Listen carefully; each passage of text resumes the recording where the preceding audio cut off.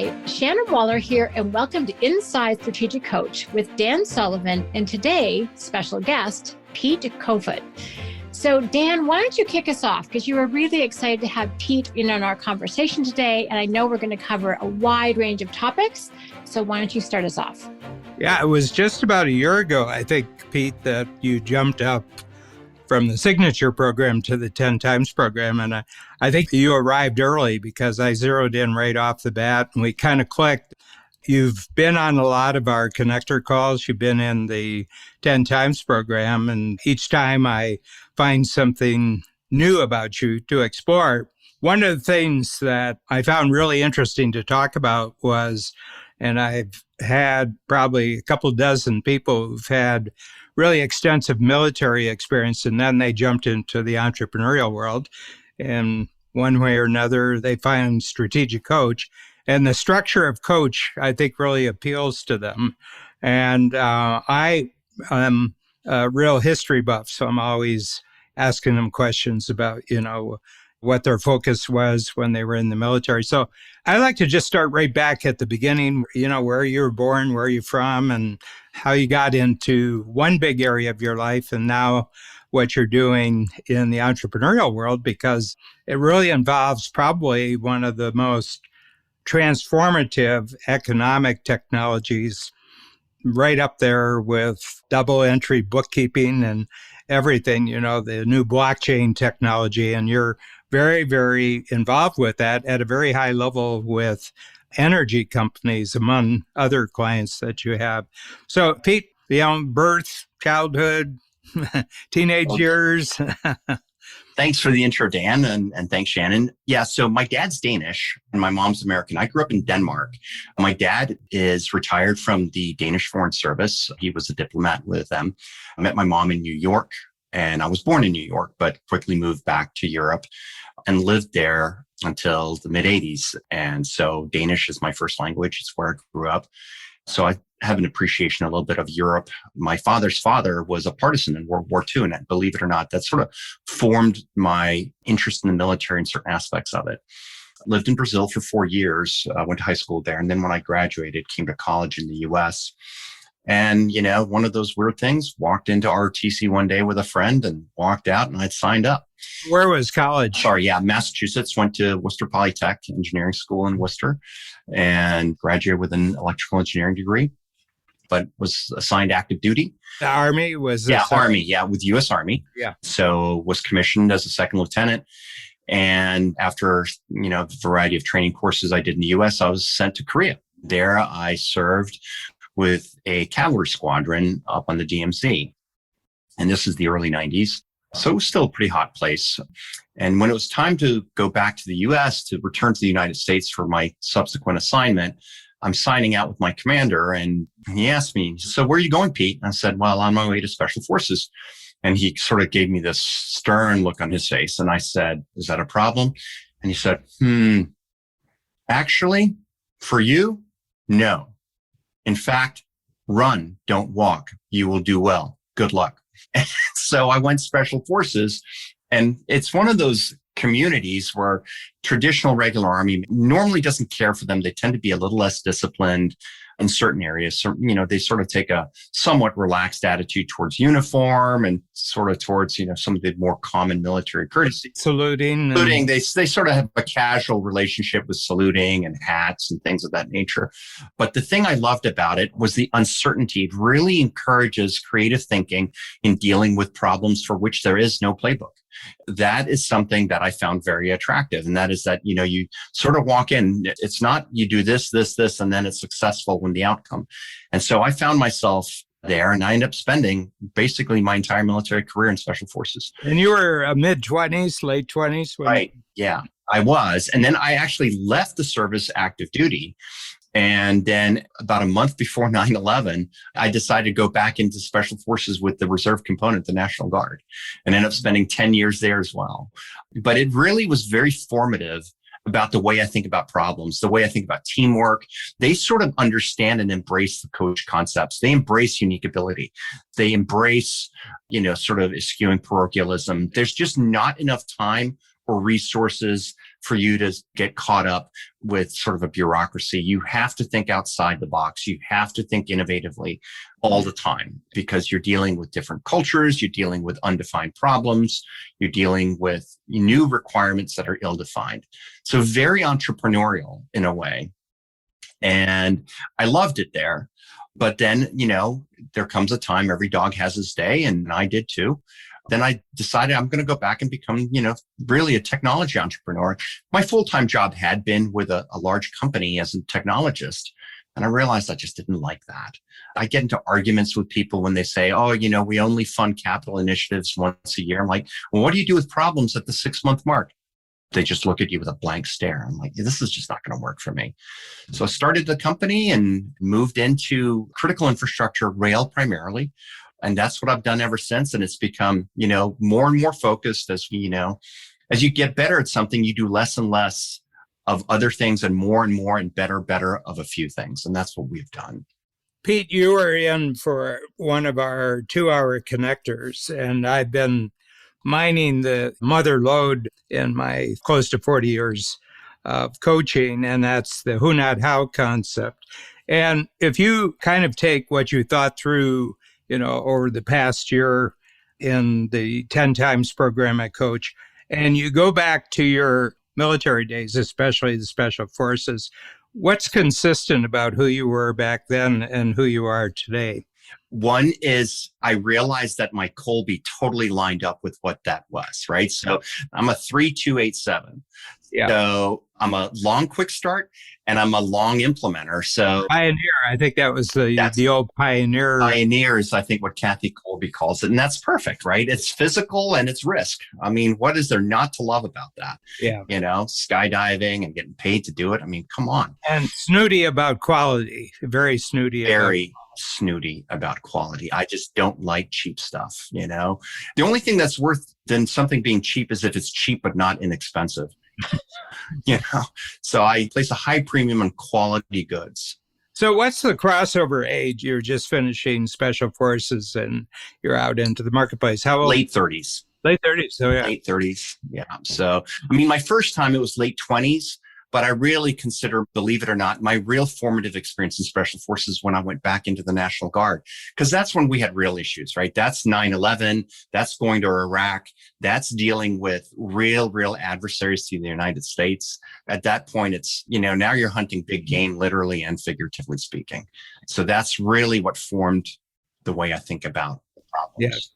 Well, it's interesting. You were in Korea up on the DMZ because I was in Daegu. That was the big KMAG base. So that was an advisory group to the Korean army. And you were in advisory to the Iraqi army and also the Afghan army too. No, just the Iraqis.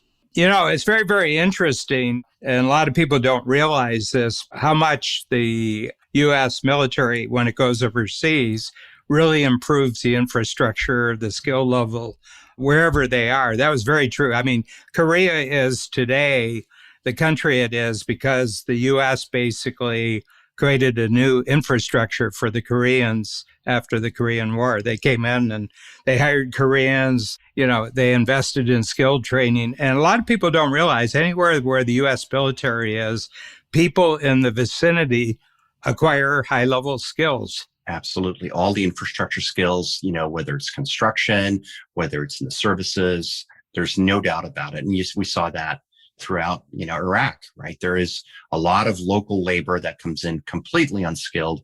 And they leave, electricians, they leave technologists, IT support, logistics, and they learn sort of, how to run a business. They learn how to run, accounting systems and things of that nature. So there's a lot that they gain from that for sure. Yeah.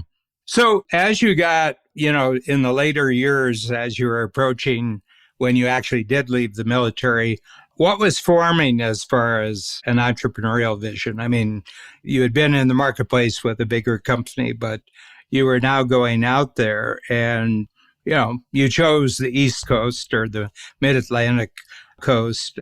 That's a really interesting area. The Piedmont Plateau is really, a lot of people don't know about it, but it's one of the greatest agricultural centers in the world.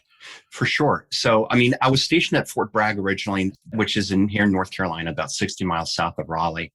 When I left the service the first time in the mid-90s, Cisco was exploding. Cisco Systems, the networking company, they were exploding their growth here in the Raleigh area. And IBM was here. So the Triangle, the Research Triangle Park, the Triangle area was really, really growing technology-wise. Red Hat, just a lot of companies. And I knew I wanted to be in the technology sector. So it just made sense to stay here. I find North Carolina to be a very agreeable state.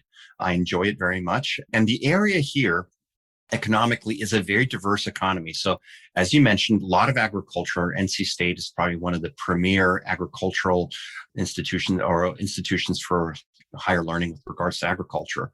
They have great engineering programs. So there's just a very, very heterogeneous economy, which means that if something goes sideways, there's an element of resilience there. Yeah, and a moderate climate too. Very moderate. Yeah.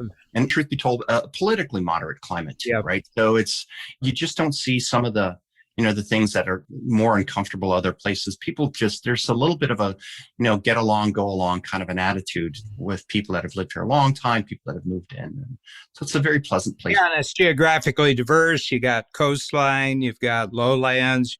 In the west, you have the Blue Ridge Mountains. And so, it's a pleasant place. Yeah. It's very, very well located in terms of, Washington, because there's a lot of, enormous amount of if you talk about infrastructure funding in the United States, that's the mother lode of the infrastructure. So talk about, the infrastructure with the rail, because you're the first person I think that I have encountered in Coach who's working on the rail lines in the U.S. company, I guess, around the world. So what's interesting, right? So I'll start off with sort of a little weird anecdote, and that is that you often hear people in the United States complain about why we don't have passenger rail like they do in Europe. And I said, well, it's a simple function of demographics. It just doesn't make sense, right? You take a look at Amtrak, they're very, very profitable in the Northeast. Well, they're profitable anyway. And, on the West Coast, you need a population density and a predictable, transit pattern for the numbers to make sense. It just doesn't make sense otherwise. Freight, on the other hand, is an absolute killer here. We do amazing stuff with freight. I've seen a number, and I've seen it several times, but I haven't looked at the numbers myself, that the per ton mile cost is 1% of the next cheapest solution when you move by freight. Mm-hmm. So if you think about that, right? So when you think about coal, whether you think about flat screen TVs, whether you think of, dairy products that are going in refrigerated vehicles, whatever, rail is the way that you move stuff in bulk if you want to be successful. Mm-hmm. So as a result, the United States is a beneficiary of the rail infrastructure decisions that were made over 100 years ago. They would never be made today. Between NIMBY and environmental issues, the benefits that we draw from the rail infrastructure, we would never get if it were to be built today. It just would never happen. So we're very, very fortunate in that regard.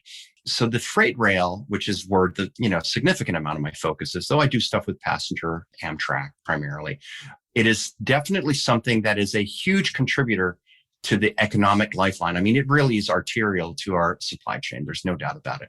And I love it. And there's a lot of opportunity simply because of the scale. You'd move the needle a little bit. You're talking about a lot of money and capability that you improve. Yeah. Well, one of the things that I've been talking about to the Coach clients probably for the last 10 years, and I said, in a certain sense, all businesses in the world really are in the same issue. It's a complexity issue. I said, all of us are in the complexity business. But the U.S. is blessed with the greatest cross-country interstate highway system. I think it's the biggest, largest public works project in the history of the world. And it's about 63,000 miles right now. And every year they add, if you take bypasses and connector things, they add another 300 or 400 miles every year. And it just goes on and on and on. The other thing is the greatest navigable waterway system in the world, if you consider the Great Lakes, the St. Lawrence system, and then the Mississippi River system. Actually, the Mississippi isn't the longest river in the United States. The Missouri is.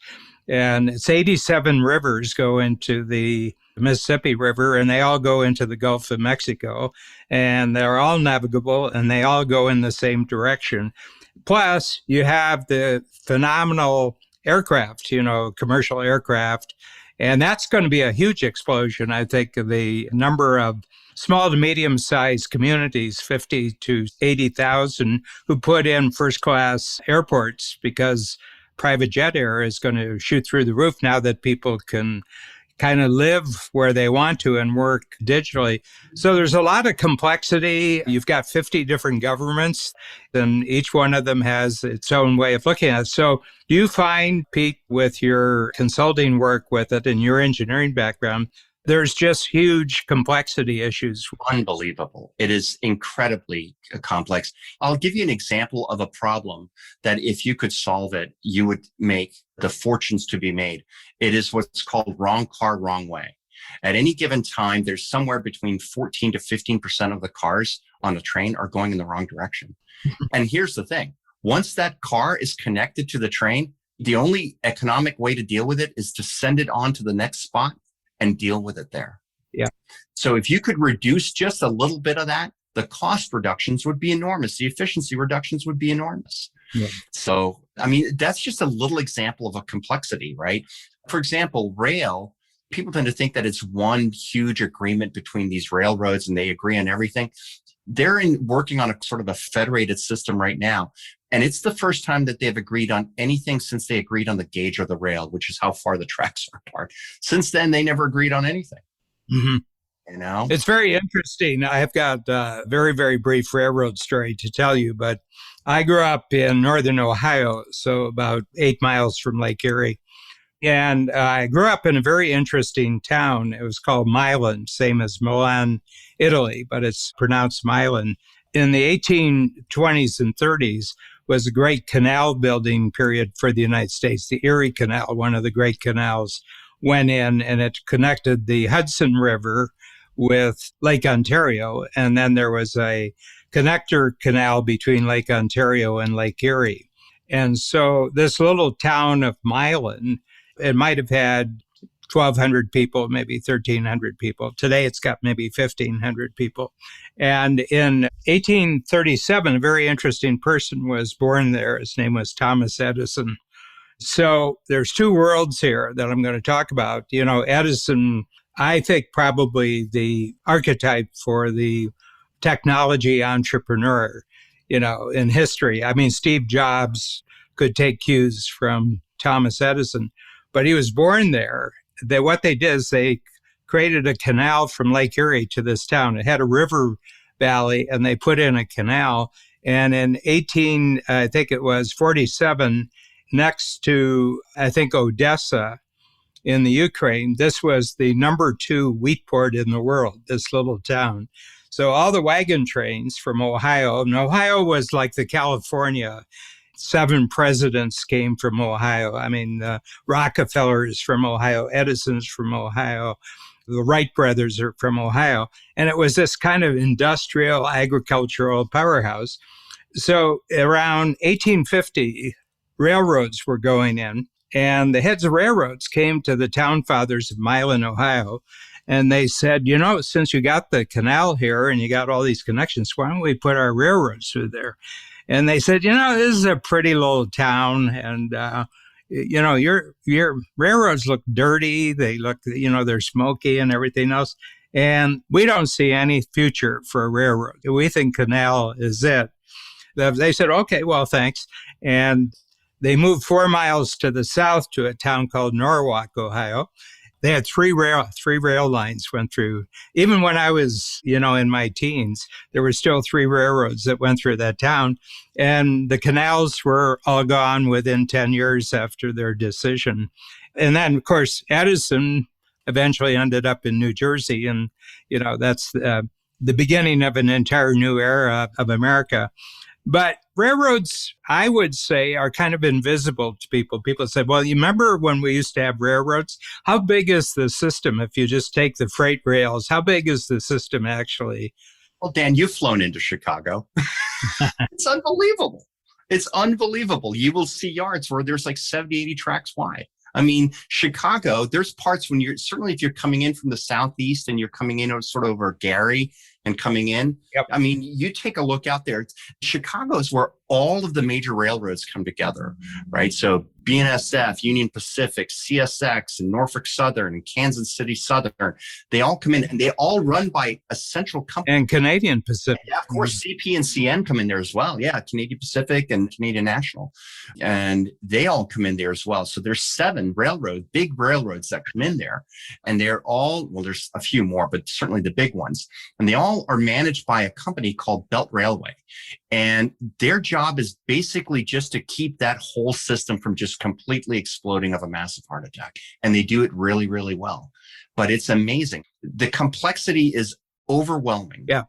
Yeah. Well, just think each of those railroads has 15% of their cars that are going the wrong way. Yeah, I know. And so, people have spent, and then there are people that say, oh, well, just put a GPS on it. They're like going, well, how are you going to power it? And they're like, then they realize only refrigerated cars have power on them. We often go to Arizona for our free days, and we drive from Phoenix to Tucson. And you see the big trains going to Mexico or coming from Mexico. And they have easily 3 engines on them, sometimes 4 engines on them. And I just decided to count one day, and it was 180 cars. 180 cars. And they were double container, they were flatbeds with 2 containers on top. Just for comparison, how many 747s would that be? If you were flying this stuff. I don't know. It'd probably be like 120 747 because... Oh, yeah, it's in the hundreds. 100 containers, yeah. Once it gets rolling, there isn't much cost to it. No, hence 1%, but that's also why railroads tend to have a significant amount of unique legislative leeway in terms of what their liabilities are. Because they're like, look, I can't stop a 150 car train just because somebody's car, stopped on my track. I can't do that. Everything would come to a stop. So, the liabilities and almost always if there's an accident or something like that, the liability is almost on the person that's encroaching on the territory.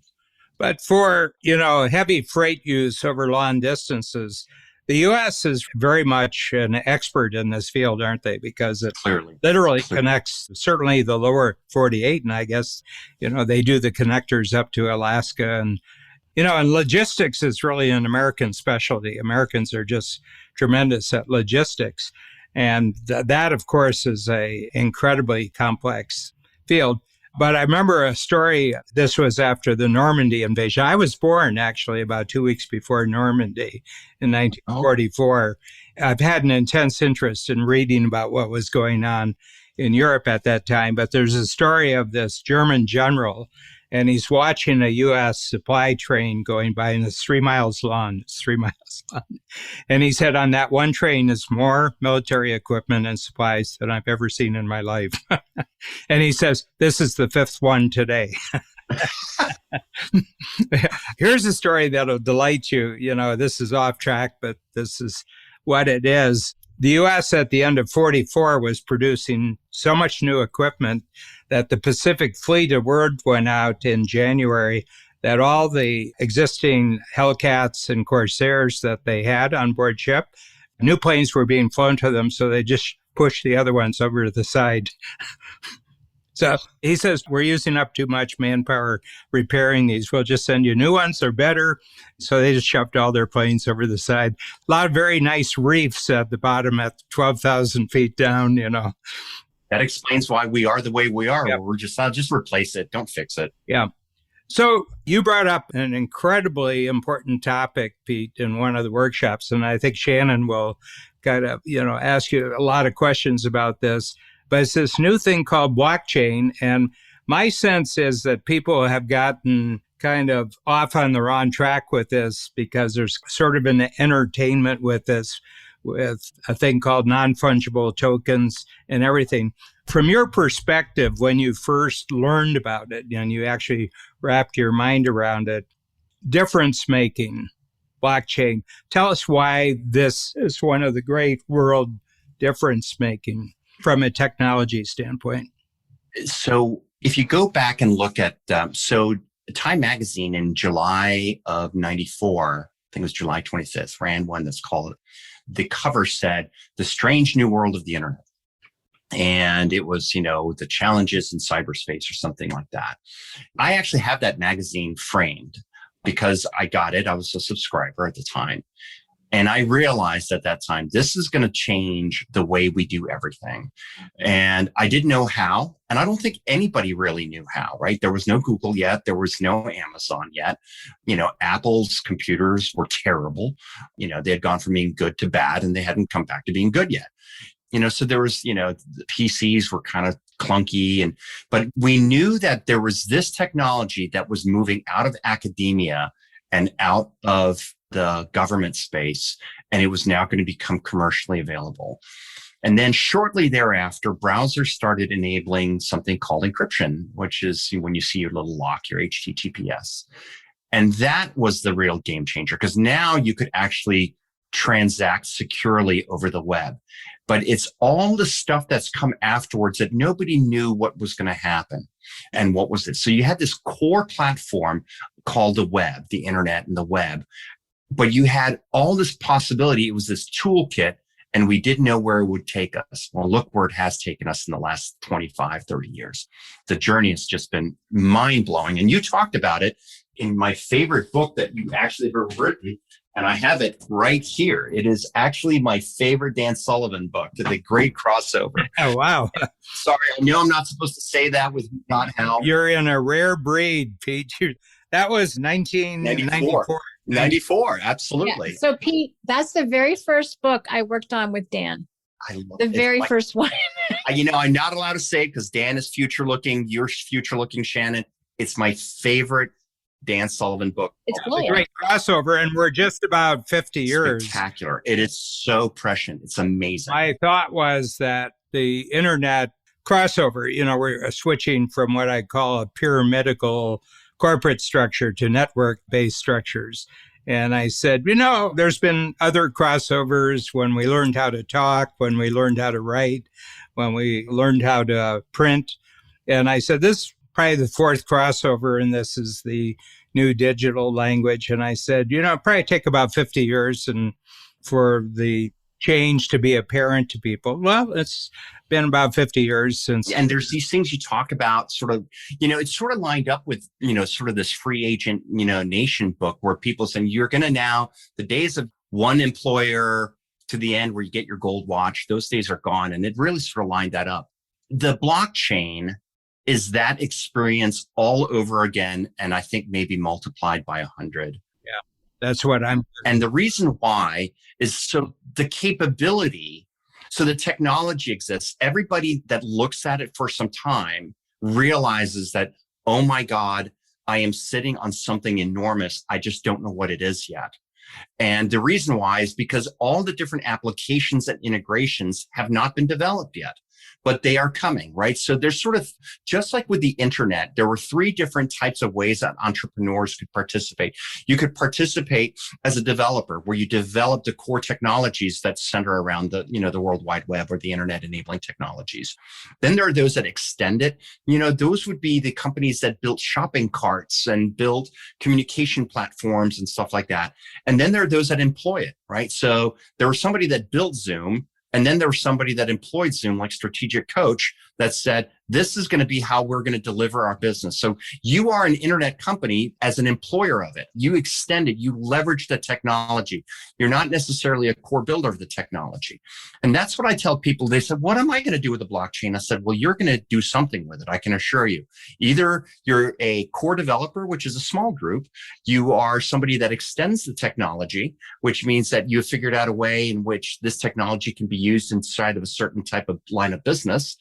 And then there are those that it's going to be part of how they now do contract. It's how it's going to allow them to employ people around the world without cumbersome labor contracts. It's going to allow us to be able to extend intellectual property on a global scale without weird, international consortiums having to negotiate different terms. It's just going to be self-executing agreements.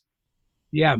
Extended ledger. So the term that's used to describe the underlying concept of the blockchain. The distributed ledger. The distributed ledger. So kind of everybody knows what a ledger is. It's record keeping. You keep your statistics, your financials in a ledger. And that's sort of a paper ledger, and people know what it looks like as an app.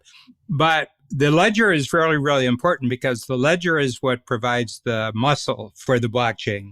Right. And the fact that it's a distributed ledger is where all the power, and I should say here, I was immediately interested in it because of one word that was being used in relationship to the blockchain, and that's the word trust. Okay. F.A. Hayek, who's one of my favorite economists, wrote a book which was called The Fatal Conceit. He said, one of the tragedies of capitalism is that it was named by its enemies. And people think it's about capital. He says capital is actually a byproduct that gets thrown off by capitalism. And he said what capitalism is an ever-expanding system of increased trust among strangers. So there's 3 points to it. It's a system, and it's ever-expanding. And the fundamental thing that happens is that strangers who historically couldn't trust each other, you could trust family, you could trust friends, but you couldn't trust strangers. You can expand trust among strangers. And he said, that's the huge difference of our world compared to the world that just existed a couple hundred years ago, is the degree that you can trust strangers. Okay. So the internet, you go back to the internet and say, well, the internet seemed like a great thing until the criminals found out about it. And then the criminals take advantage of people's trustworthiness to steal, to cheat, to all the other things that they're used to doing with anything else. The internet's under attack right now, and something has to be created to restore trust to the use of the internet. And I think blockchain is the method. Am I correct in this? It is clearly a prime candidate to solve a lot of the problems. The thing about the distributed ledger, so if you think of a traditional ledger, and that dual entry system where you have the ability to audit it, what the distributed ledger, the blockchain is, it's essentially that, but with built-in auditing. And the audit is done by a decentralized group of people. So it essentially almost becomes like the panopticon where everybody's looking at the same numbers at the same time. So if anybody wants to, try to surreptitiously break out the eraser and fudge the numbers, they can't do that because everybody else says, whatever change you made in the subsequent 4 audits, those changes weren't really authorized. So what happens is it allows for a zero trust system to be employed, which is ideal because now you don't have to have an organization that you depend on that now becomes a trusted entity. So, the situation where you ran into with Arthur Andersen, those kind of problems sort of go, I'm not going to say they go away, but they can certainly be minimized because there's not this one person or this one entity that you have to trust. And that is an incredibly powerful thing because what that does is it places the power of ownership and proof of ownership on the individual owning it. Yeah. Right. So whereas like real estate, for example, where you have title on it, it's all nice and good. But at the end of the day, the register of deeds is the one that really says, well, you don't really own this kind of a thing. And now you can get yourself caught up with all sorts of debates about whether you own something. And imagine once this moves into more abstract things like intellectual property, what this allows you to do is to now say, everybody here agreed that this was the contract and these were the terms. There's no need to have a long debate about it. Yeah. My interest was great because we're an intellectual capital company. I mean, except for our intellectual property that we create in terms of concepts and tools, we don't have any value to our company. I mean, we've got a cash flow goal, but what's attracting the check writers is the fact that we have intellectual property. And I think, we've kind of done a good job. And I was talking to John Farrell, and he said, I have to tell you that compared with most people whose problems, we try to solve, that you've actually done a really good job.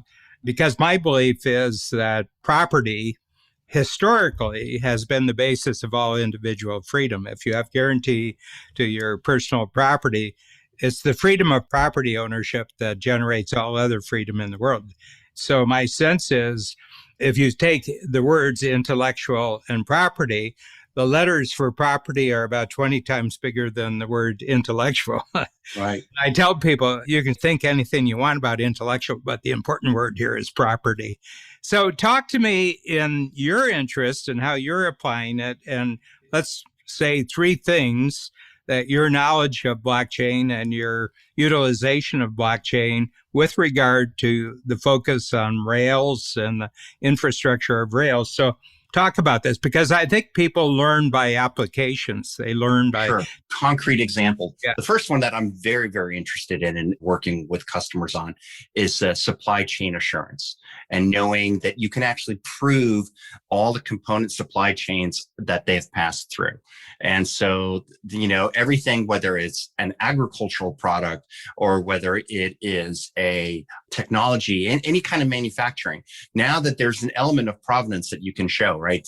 Proof of ownership and chain of custody. And that's really, really important. And we've certainly seen that in the last year and a half, where there's been, some significant disruptions to supply chain, and there's been some impact to trust in supply chain.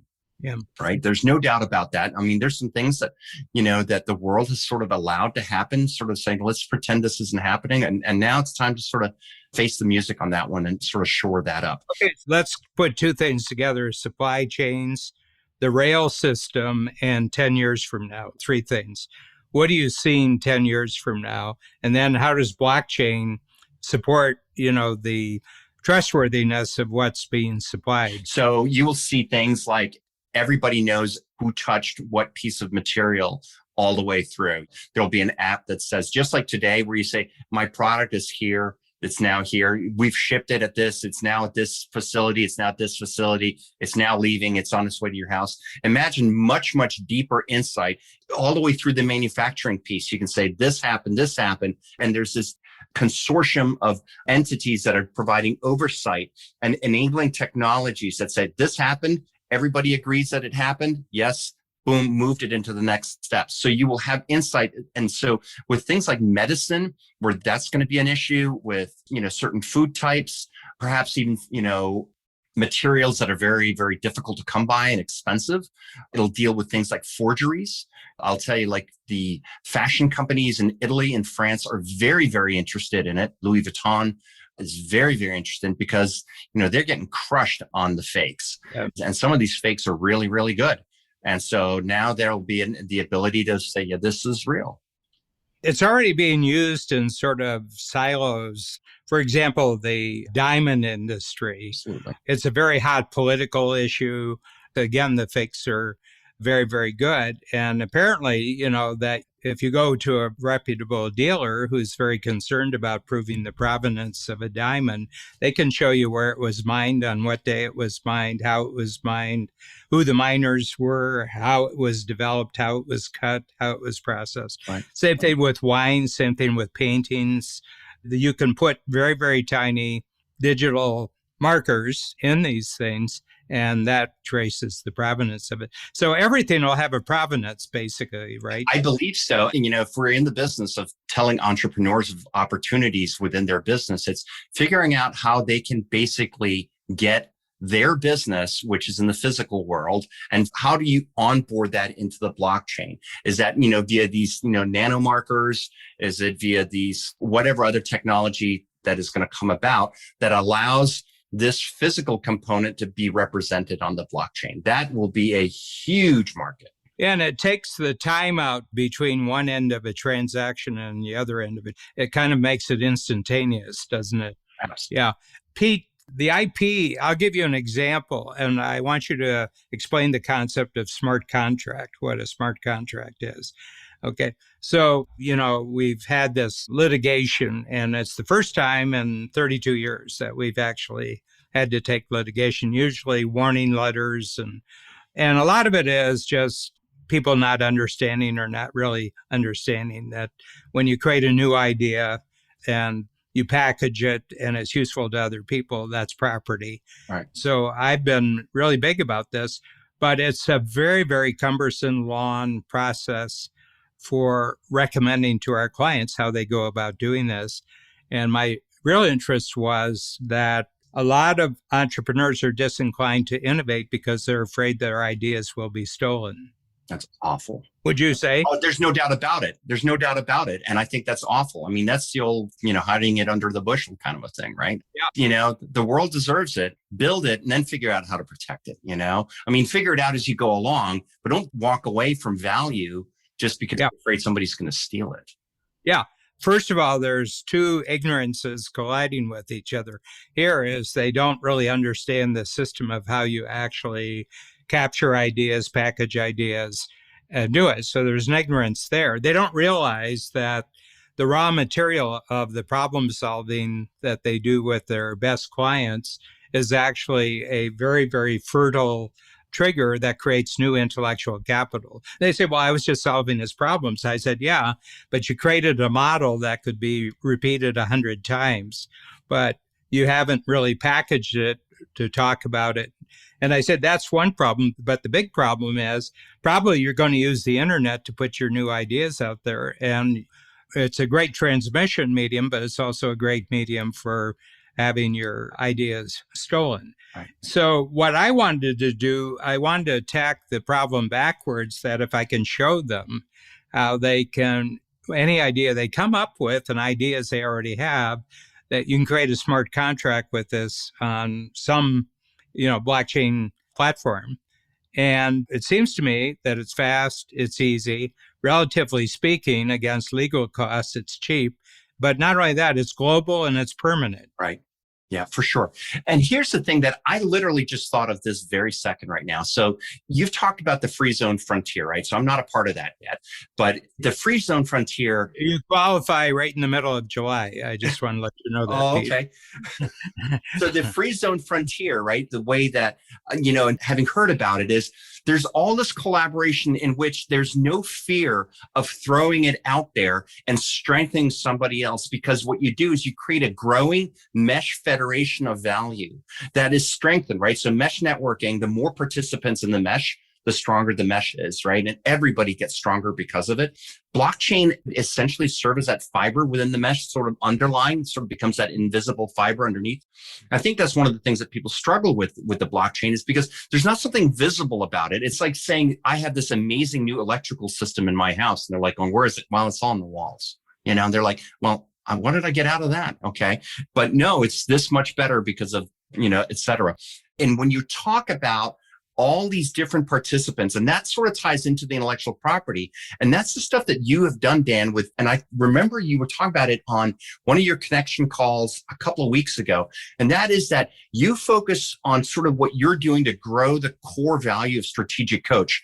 There are all these cottage industries, and I hate to use that term because it sounds small, but there's all these adjacent industries that you are helping grow, and they're in turn bringing people into the coach program. And it ends up essentially rising the entire, all ships rise in the rising tide. The big thing is the hang up for most entrepreneurs. Well, it's twofold, and it's about the same issue. It's about that they are told from birth that you have to be a great competitor and you got to be sure where the money is. So we went along and we've got a very solid model that's 32 years. And except for last year and one other year, we've been profitable every year. It's a very simple process because it's just open-ended questions about all areas of entrepreneurs' life. We don't have the answers. They have the answers. We were using questions to open it up. So along the way, I got a sense of confidence that this is kind of an eternal model, that if you can just keep asking open-ended questions and they keep getting answers and doing something with the answers, you got yourself a forever business. And we have good reserves and, we have a no receivables company. So all the money's up front. So we don't have to worry about receivables. We've got to the point where I don't have to think about money right away and I can just focus on capability. Okay. And my whole point is I can grow capability 10 times, 20 times, and nobody in the outside world knows I've gained this capability because it doesn't show up in taxable revenues. You're just doing capability. And therefore, I said that what I have to really get people involved in is that if you've got intellectual property and I've got intellectual property, we can put the two intellectual properties together. And my sense was that the explosive growth of the free zone will be people creating intellectual property here and here, putting them together to create a third kind of intellectual property. But we have to have protection for the property guaranteed before they'll do that. And not just protection, but also terms and conditions of how you want to deploy it. Yeah. That's one of the things that's really interesting, certainly about like the NFTs. And that is that you create an NFT for a piece of art or intellectual property. You go to sell it, you can actually write into the contract that you will collect a royalty every time it's resold.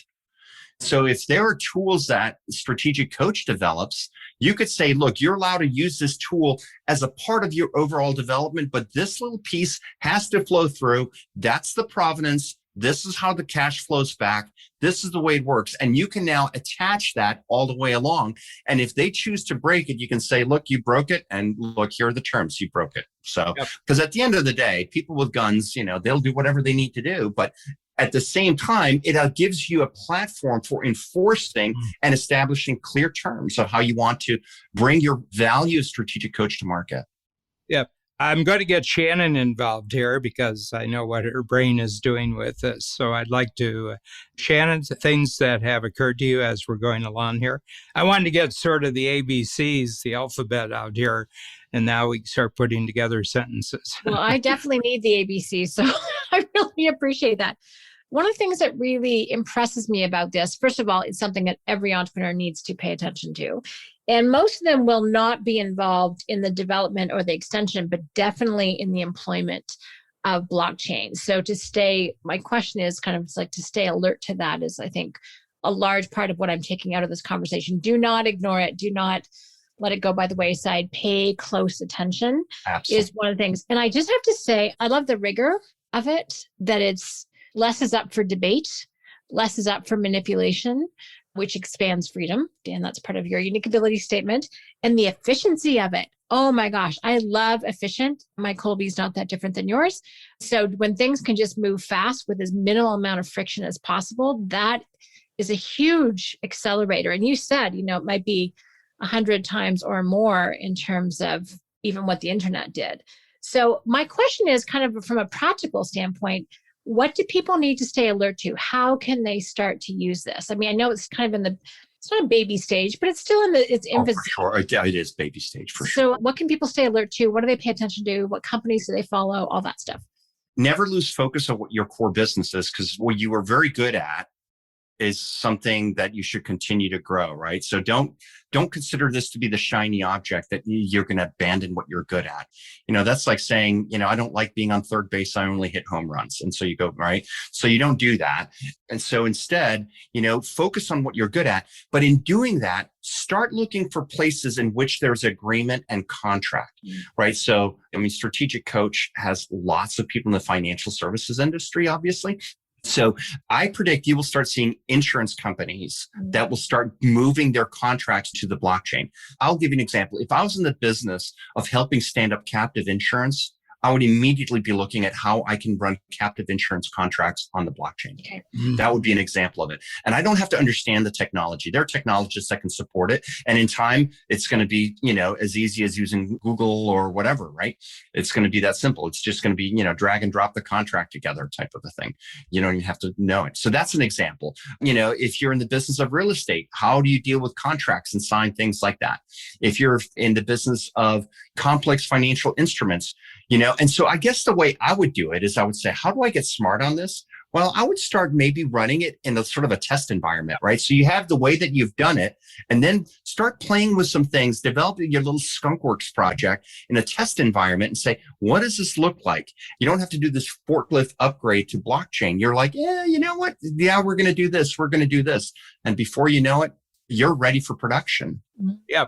I would say that it's the use that's, a first use, and it doesn't have to be an earth-shaking thing, that you just get the first use and say, what's that feel like?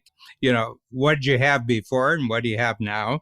Like, for example, we were looking at our files for concept development, and DOS, we have 56 different versions of it over about a 13 or 14 year period of DOS. It's even longer than it goes back probably the mid 90s. So, we're sitting at 25 years and we've got, tested, presented this date, and everything. It's a 25-year provenance of the development of an idea. And I said, let's put it all in one file. You can't touch the file after you find it, but it's there. And you say, you want proof that this is our idea? Here's 25 years of it, And just to see that this is all totally protected, what you just did, We have 28 cabinets full of background development of all the ideas that we've done. Babs put a rule in from day one. Anything that Dan has written or drawn goes into a file. She said, this is going to be worth a lot, So I don't know about that, but we have excellent records. Pete, we could go on for hours, so we'll make the hours in the future. Yep. I really love what you presented here, but I think that the simple thing is that anywhere there is a contract now, and everywhere where there are middle steps you have to go through, that can be improved with blockchain technology, would you say? Absolutely, especially anything in which there's maybe multiple triggers to an agreement. Now, anything that you can sort of bring in that, becomes self-executing, you say, okay, temperature was above 78 degrees on August 15th, boom, that triggers this. That's so basically you can write events almost like software code decision making. Yeah, well, almost like thermometers for everything. Yeah, exactly. Yeah. Pete, such a pleasure. Thank you for having me. And Pete, it's been a real pleasure. I mean, I'm just so impressed with your background from international education and growing up, all the way through the military and then becoming an entrepreneur, and from railway to blockchain, not necessarily a leap that I would have made or seen. Well, so I was in Argentina buying this spot, and there was some other Americans there. And one of them have you heard, this was in late 2010, early 2011. Mm-hmm. Have you heard of Bitcoin? I'm like, no. He says, oh, you need to read up on it. I went back, hook, line, and sinker, I was in. Yeah. Of course. I should say, Pete, with your Danish background, I've probably read 50 books on the Second World War. And I would say the only country that comes out looking good that was under Nazi occupation, the Danes are the only ones that really look good of the continental countries. They did fairly well, right? So they did an amazing job of protecting the Jews. Yeah, I mean, I think there were only 50 Danish Jews that perished. Yeah. I mean, that's pretty amazing when you think of the numbers, right? Well, when the Nazis came in, I mean, they took over Denmark really easily. It's such a small country. Yeah, it's a small country. And they put the Nuremberg laws essentially for Denmark. The king of Denmark got his horse out. He put a Star of David on and he rode right down the middle of Copenhagen.